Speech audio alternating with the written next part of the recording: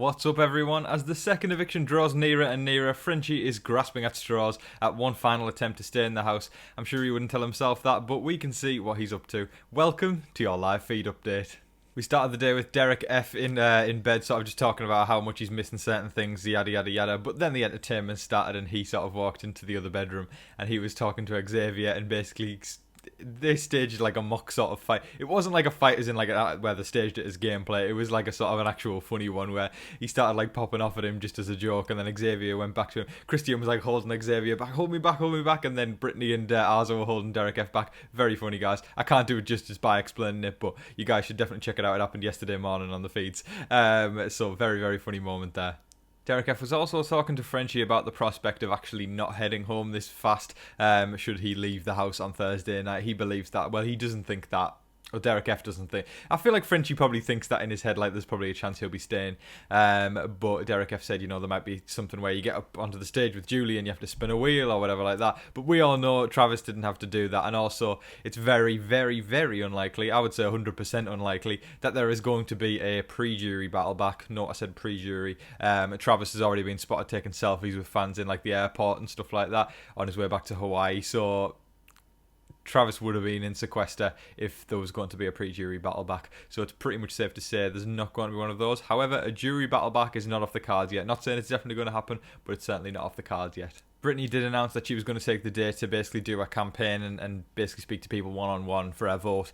She's kind of wasting her time there. I respect the hustle. I really do respect the hustle, because even though we kind of know it's Frenchie that's heading home, she's at least putting in the effort still, and I like that, and it shows that she's got spirit as a player, and I respect it a shit ton, basically. I just think because she's been on a bit of an emotional roller coaster this week, Brittany, with her being nominated, and then that awkward moment happened with Xavier, and she's got a lot of heart, and I respect that a lot. She's not lying down, she's not crying, she's picking herself back up, and even when she knows she's got the numbers, she's still doing her bit. She's not just going, oh, I've got the numbers, I'm just going to lie down, not do anything, be casual. She's getting out there, and she's still trying, and as a big brother player, you've got to respect that. You really have, because we've seen so many people over the past couple of years, basically, even when they're in jeopardy, do nothing to save themselves. Brittany's in a position where she is safe, and she is still campaigning. Massive respect for that. Great to see somebody playing the game there. So I've literally got nothing but good things to say about Brittany in regards to that. Brent continued throughout the day to talk about relationships and types and who he's attracted to. It's just getting exhausting to watch, in my opinion. You'd think we were watching Love Island the way he's going on, and not even a good season of Love Island. He is just, the way he talks about people, it's kind of disrespectful, and it's just, listen, everybody's got their own opinion, but the way Brent goes on is he basically was saying that if he finds a woman attractive, he can't be friends with her. I just think that's absolutely, I've got no words for it. I just think it's ridiculous. So he's basically saying he can only be friends with women who he finds unattractive. I'm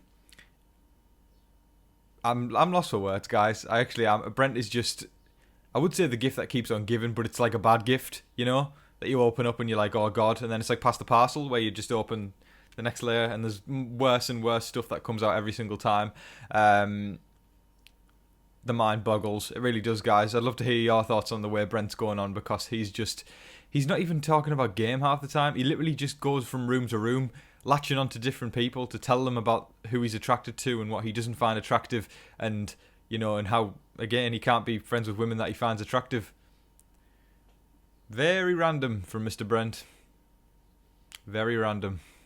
Derek F is continuing to cook up a storm in the kitchen all the time. He is resident chef in the Big Brother house, and it was Taco Tuesday yesterday, so they all sat down and had tacos. Well, all of them apart from the have-nots. Of course, tonight will be the night where the have-nots can start to eat some stuff, because that's usually what happens on Wednesday night, and they usually indulge massively.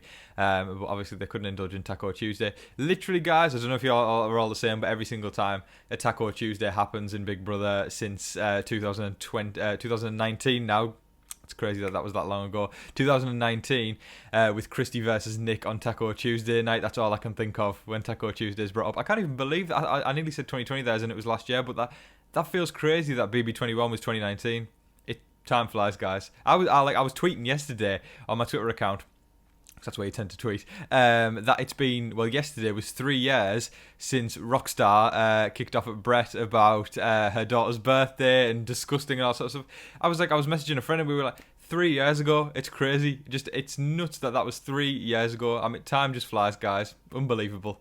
Brent and Whitney had a little bit of an argument. It wasn't a huge bust up or anything, but it was a little argument, and it kind of, before it kind of kicked off fully, Whitney was trying to calm down Brent and stuff like that by saying, stuff like, you don't know me, and then Brent came back with, I've dated so many girls like you.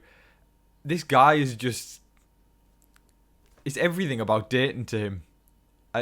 It just seems like that's the case. I mean, listen, right, yes, there's some attractive girls in that house, I can level with that myself, but the way he goes on constantly is just unbelievably exhausting. Can he not talk about anything else?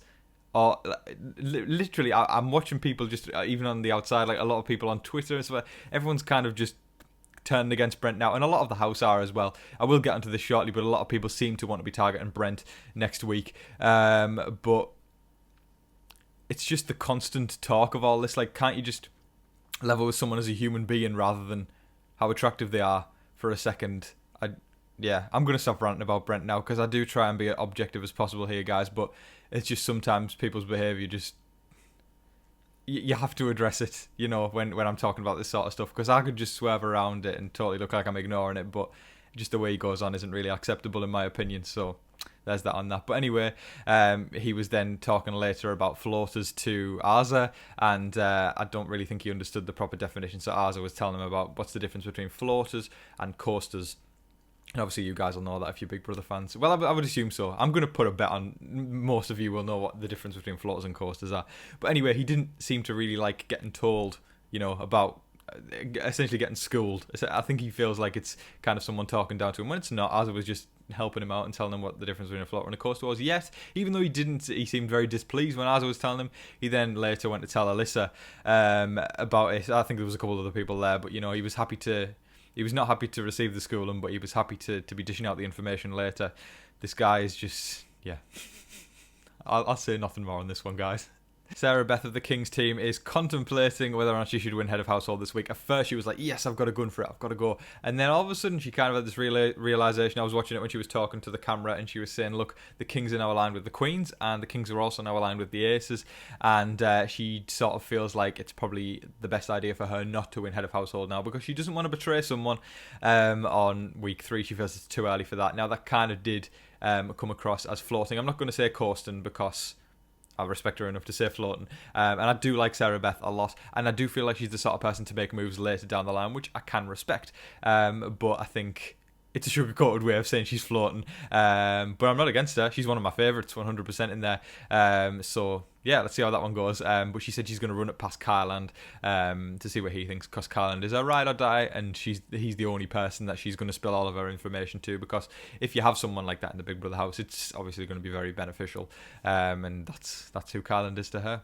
Frenchie went on to tell Tiffany later in the evening about... there was no reason for doing this. I mean, listen, the guy keeps making out as if his mind's made up, and he's going out the house saying his goodbyes to everybody, telling everybody to come to the farm.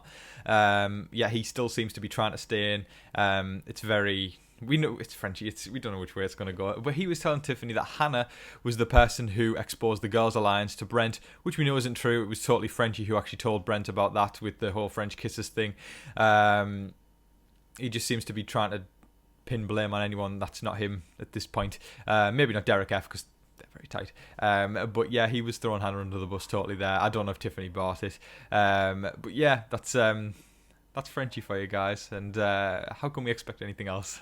Hannah was talking about to Tiffany at the fact she feels Brent is somebody who is targeted by the whole house, and the whole house feels as a threat, which Tiffany agrees with, but she didn't say that. She said she didn't agree, or well, she said like, I don't know, but he's definitely someone we need to watch out for. Tiffany's just, she's marvellous. She is marvellous. Listen, she wants to target Brent next week, but she made sure she wasn't the one going, yeah, I agree, because if she did that, that would be her taking the stance and saying, yes, I'm going to lead the charge for this. But she didn't. She let Hannah lay the groundwork, and Tiffany backed it up slightly. She subtly went, yeah, I don't fully agree, but there's a good point there.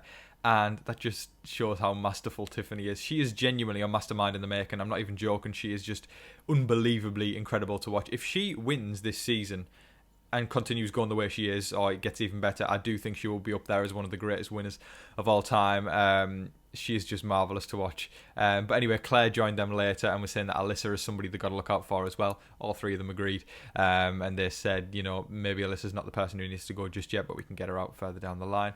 There was a little conversation that was had that pleased me very much. And they were talking about, those guys were talking about, who are we looking to get out pre-jury, and the kind of listed the names of Brent, Alyssa, Whitney, and let me think of the last name, which hasn't come to my head right now. Brent, Whitney, Alyssa, and Christian. Those are the names, and this really is flipping the script on a normal Big Brother season. It's kind of the cool kids that are getting targeted first. The ones who actually don't know how to play the game, they're just playing a pack mentality. We're actually seeing the people who do know how to play the game take a stance and actually coming up with strategy of how they're going to do it. Brilliant to see. Very happy Tom here. So even though Brittany did say she was going to do her one-on-one campaigns that day, she didn't end up doing it in the end. I think from what I was saying at the beginning there about how, it's usually probably not the greatest idea to do it on the Tuesday. The Wednesday is definitely the more pivotal day. Kind of adds up there, so I would imagine we'll see her do it more today. But she did end up telling Tiffany that if she won head of household, she would nominate Brent and Hannah.